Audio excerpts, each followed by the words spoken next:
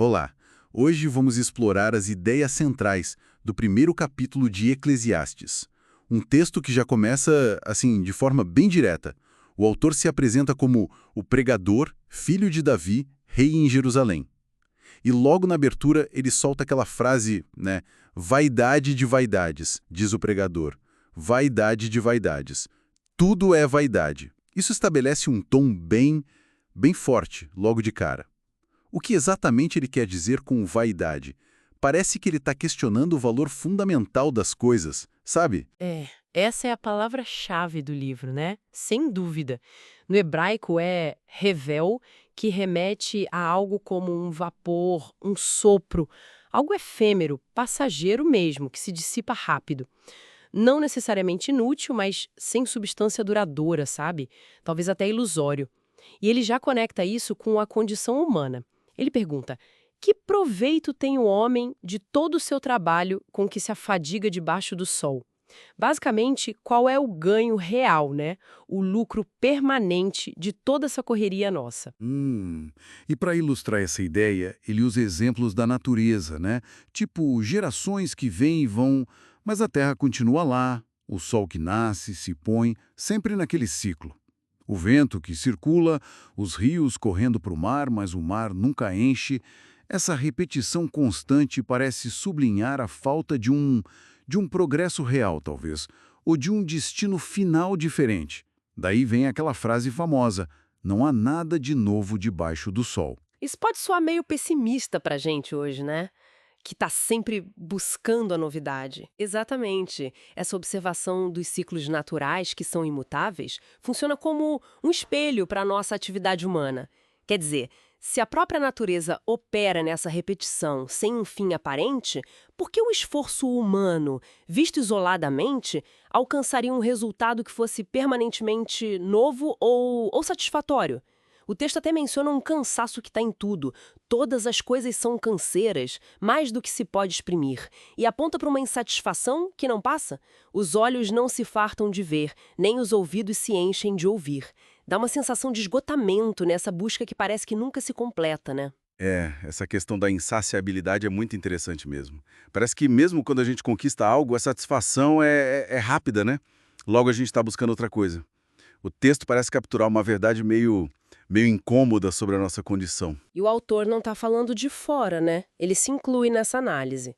Ele, como rei, alguém com poder, riqueza, acesso ao conhecimento, ele relata a própria investigação que fez. Ele diz: apliquei o coração a esquadrinhar e a informar-me com sabedoria de tudo quanto sucede debaixo do céu. E ele descreve essa busca como um trabalho penoso, uma tarefa bem árdua. E qual foi a conclusão dessa busca pessoal e intensa, feita por alguém com tantos recursos à disposição? Olha, a conclusão é direta e talvez um pouco chocante para quem espera que poder e sabedoria tragam, assim, satisfação plena, né? Ele diz: atentei para todas as obras que se fazem debaixo do céu, e eis que tudo era vaidade e correr atrás do vento.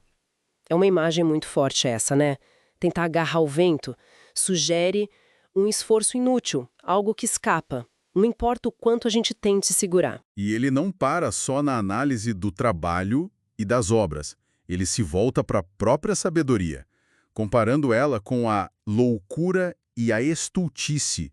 Normalmente a gente pensaria que a sabedoria é o caminho para encontrar sentido, né? O antídoto para essa vaidade toda. Pois é, essa seria a expectativa lógica, né? Mas o pregador oferece uma perspectiva diferente, quase subversiva, eu diria. Ele investiga a fundo o valor da sabedoria e conclui que até mesmo essa busca ela pode ser como correr atrás do vento. E o capítulo fecha com uma afirmação que, nossa, faz a gente pensar muito, porque na muita sabedoria há muito enfado, e quem aumenta a ciência aumenta a tristeza. Nossa, isso é muito contraintuitivo. A gente geralmente valoriza o conhecimento como algo positivo, que traz clareza, poder, talvez felicidade. Por que ele associaria sabedoria com enfado e tristeza? É uma das passagens mais provocadoras, sem dúvida. A gente pode pensar em algumas possibilidades, né? Talvez quanto mais se entende a complexidade do mundo, as injustiças, as nossas limitações, a falta de respostas definitivas para as grandes questões, talvez mais pesado fique o fardo desse conhecimento.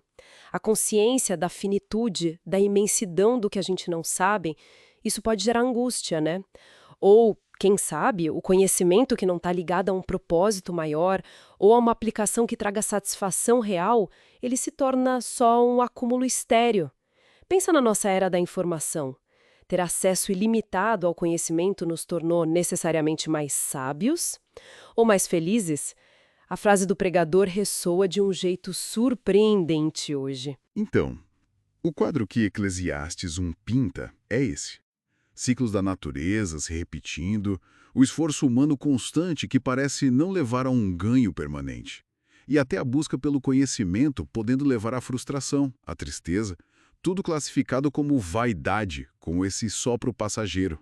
Sim, é um ponto de partida bem impactante. Desafia muitas das nossas ideias sobre sucesso, progresso, felicidade. E aí, pensando nessa perspectiva do texto, onde o trabalho, os ciclos da vida, até o saber podem parecer insatisfatórios por si sós, fica uma provocação interessante, né? Se tantas coisas debaixo do sol são descritas como vaidade ou correr atrás do vento, como isso talvez nos convide a reavaliar onde a gente busca e encontra significado nos nossos próprios esforços, no nosso dia a dia?